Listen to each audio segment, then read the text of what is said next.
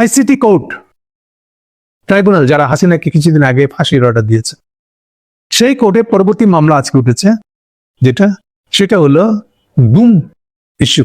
গুমের হত্যাকাণ্ডে মানে গুম করে যাদেরকে আটকা রাখছিল আয়নাঘরে, এমন দুটা কেস নিয়ে সম্প্রতি আমাদের আইসিটি কোর্ট একটা অ্যারেস্ট ওয়ারেন্ট জারি করেছে, যার মধ্যে 30 জন হলো আসামি, যার 15 জনই স্ট্রিক্ট এখনো পর্যন্ত যারা আরবিতে আছে, আর বাকিরা ব্যাগে গেছে, পলাই গেছে। হাসিনা আছে এর মধ্যে, ইভেন বেনজিরও আছে, আমাদের আগেকার র্যাব পুলিশের কর্মকর্তা, প্রধান কর্মকর্তা, এরকম বহু লোকজন আছে যারা বেশিরভাগ অ্যাবসেন্টিয়া পড়েছে। ইভেন হাসিনার যে প্রধান সামরিক কর্মকর্তা ছিল কবির, তিনিও তো সম্প্রতি মানে ওয়াকা সাহেবের আগায় দেওয়াতে পলাই গেছেন আর কি। সো 15 জনকে নিয়ে এসে যে আগে যে অনুষ্ঠান করেছিলাম আমরা, যে তাদেরকে এসি বাসে প্রেজেন্ট মানে করে আনা নেওয়া করা হইতেছে, তো তাদের মামলা ছিল আজকে কোর্টে, সেকেন্ড দিন তাদের হাজিরার দিন আসলে। তো সেখানে তারা হাজির হয়ে প্রধান ক্লিয়া তাদের আবেদন, তাদেরকে ভার্চুয়ালি হাজিরা দিতে দেওয়ার যায় না, মানে এসি বাসে চড়ে আসবে এটা কষ্ট হইতেছে তারা, মানে খুব আরামে আছে। তো জাহাজ এটা করা সারিয়ে নিয়েছে, চিফ জাস্টিস, মন্ত্রী, প্রধানমন্ত্রী সবাইকে এখানে আসতে বলা আছে। প্রধানমন্ত্রী তো নয়, বাদ দিলাম, মন্ত্রী থেকে শুরু করে সবাই এখানে হাজিরা দিতে আছে। তাদের চেয়ে আপনারা কি অসমান? কেন আপনারা এক্সট্রা ট্রিটমেন্ট দাবি করতেছেন? আইন সবার জন্য সমান। একটা চপেটাঘাত করছে, যদিও সিদ্ধান্তটা দেয়নি, সিদ্ধান্তটা দিবে, আর ডিটেলটা আমরা ইয়েতে দেখবো, আমরা রিপোর্টিং এ দেখবো, ভিজুয়াল রিপোর্টিং এ দেখবো যে আসলে কি অ্যাকচুয়ালি সিদ্ধান্তটা কেমন করে দিচ্ছে। কিন্তু এর চেয়ে বেশি সিরিয়াস আরেকটা কাহিনী আছে। এই মামলা হাসিনাও আসামি। আগামী ডিসেম্বরের 5 এবং 7 তারিখে বোধ হয় এগুলোর চার্জ গঠন শুরু হয়ে যাবে। নর্মাল প্রসেস তাই আসলে। তো কি কি চার্জ আনা যায় সেগুলো নিয়ে বাদী বিবাদী আলোচনা হয়ে সেটেল হবে এটা। তো স্বভাবতই এই ধরনের যখন চার্জ গঠন শুরু হয়ে যায়, তখন প্রত্যেকটা আসামিরই তাদের উকিল কে হবে সেগুলো বিষয়ে সাবমিট করতে হয়। অলরেডি আমাদের 15 সেনা ভাইয়েরা তাদের একটা ব্যারিস্টারকে নিয়োগ দিয়ে দিছে।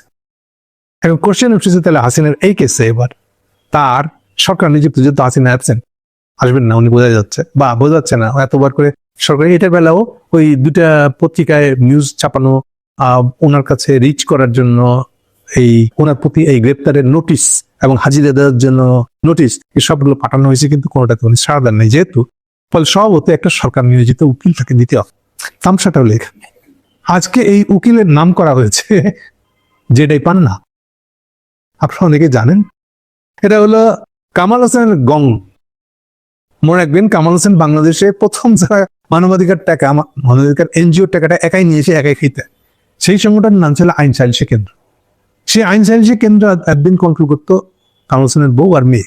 এটা এখন সাবঅর্ডিনেটদেরকে দিতে দিতে এখন সর্বশেষ পান্না হলো এটার নেতা, ওই এনজিওটার। ফলে পান্না হলো ওই ঘরের লোক, কিন্তু বুঝতে পারতেছে। এবং ইউনিসেফ আসার পর থেকে এই আইন সালিসি কেন্দ্রের পজিশন হলো পুরো আওয়ামী লীগের। পান্না প্রকাশ্যে হাসিনার পক্ষে আরবি করিয়া যাচ্ছে, এটা তারা ফিরতেছে, তাকে এটা দেওয়া হয়, সেটা দেওয়া হলে বোধহয় কয়েকদিন জেলেও গেছিলেন। তারপর আবার দেখি ইউনিসেফ তাকে ছাড়াও দিছে। এই ইউনিসেফ পান্না যেটাই পান, মানে বলতে পারেন যে একেবারে কামরুল হোসেন গংদের ঘরের লোককে দিয়ে দিচ্ছে।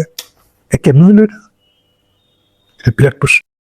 আমি দেখি নাই এখনো, ভিডিও নিউজ গুলো দেখি না, দেখলে হয়তো বুঝতে পারতাম। উনি কি কোর্টে উপস্থিত থেকে নিজের নাম প্রস্তাব করছেন?